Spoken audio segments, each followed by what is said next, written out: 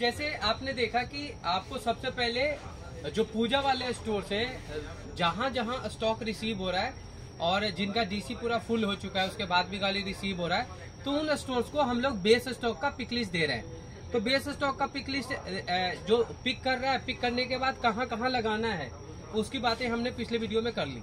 अब हम ये करते हैं कि बेस स्टॉक में तो हमने लगा दिया, अब लगाने के बाद अब वापस इसका डिस्प्ले भी तो करना है, रिप्लेनिशमेंट भी करना है।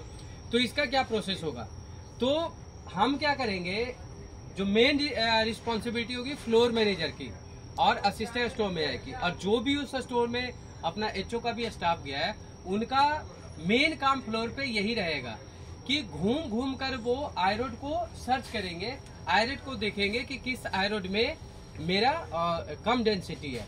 तो जैसे अगर मैं जीन्स के गंडोले में गया और जीन्स में मुझे दिख रहा है कि कम है, लो, जैसे इसी को देख लो, ये जॉगर्स है और इसमें लो डेंसिटी है, तो मैं क्या करूंगा, सबसे पहले अब लगाना मुझे यही है क्योंकि हमें तो सेट वाइज डिस्प्ले करना है हर मेजर कैटेगरी में।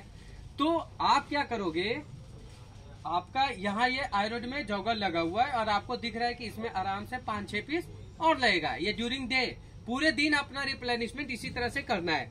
तो इसका स्टॉक आपके बेस में यानी ऊपर रखा होगा, नीचे कहीं रखा हुआ है, आ जाओ एक बार,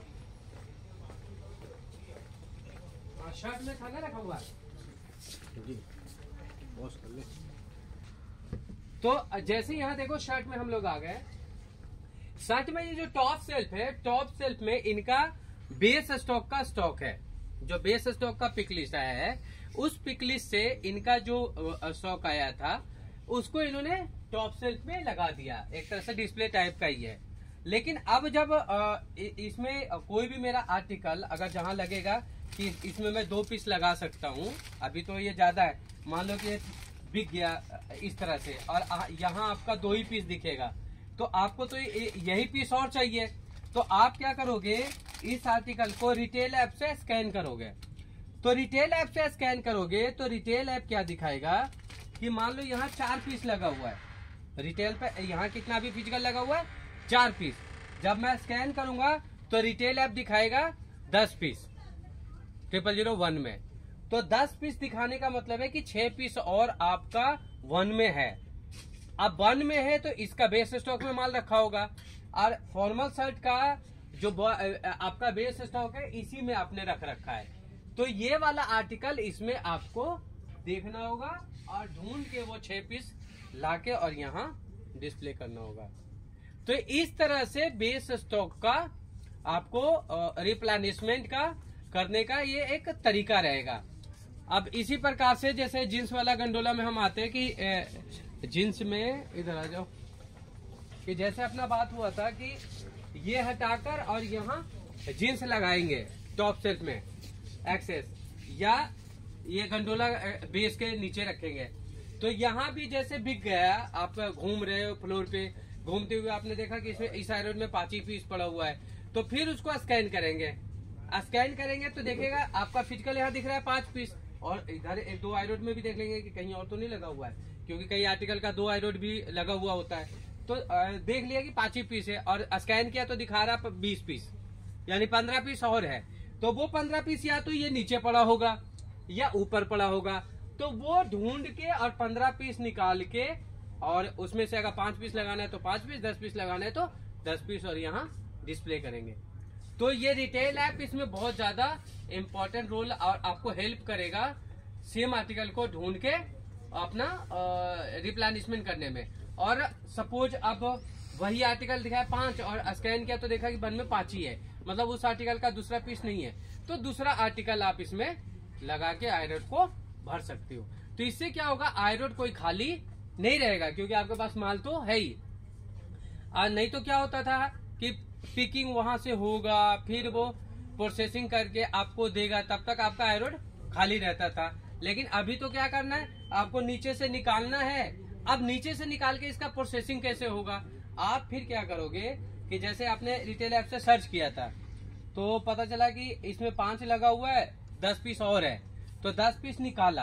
अब इस 10 पीस का क्या करेंगे, अब यहाँ से हमें प्रोसेसिंग एरिया का कॉन्सेप्ट समझना होगा कि ये जो 10 पीस और मेरे को इसमें डिस्प्ले करना है, उसका हार्ड टैगिंग कहाँ करेंगे और हैंगर कहाँ लगाएंगे।